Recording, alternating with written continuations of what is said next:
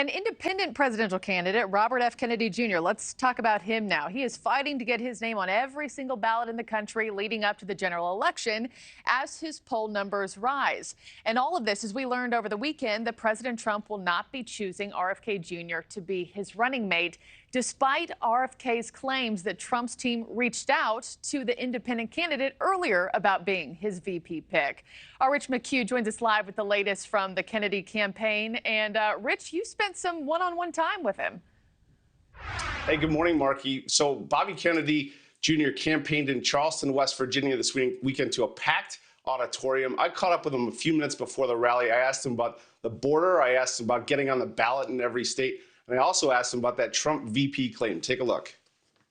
By beating both President Trump and President Biden among all Americans in the battleground states, everybody under 45 years old.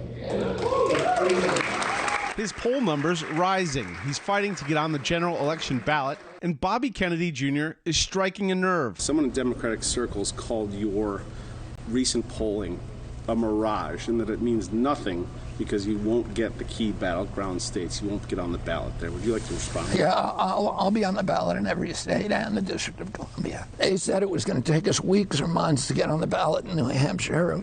They had 3,000 signatures. We got 5,000 in one day. Running as an independent, he's been called a potential spoiler for both parties, and he says Trump courted him early on for VP. If he asked you that today, what would your response be? I would not take that job. I'm flattered that President Trump would offer it to me, but it's not something that I'm interested in. Did he reach out for his team? People from the team have reached out to me. Last week, he tweeted, "Texas is right. Biden's failure to secure the border leaves states no choice but to take matters into their own hands." I believe that under the Constitution, that Texas has a right to defend its border. Under Article 4 of the Constitution, the U.S. has the obligation to defend states against invasions by a foreign country. This is unsustainable. Kennedy also says despite his polling success, he's frozen out of the conversation and the big networks don't interview him. I'm a presidential candidate with substantial support from the American people, and I think people should be able to hear my positions on the issues. Why do you think they haven't asked?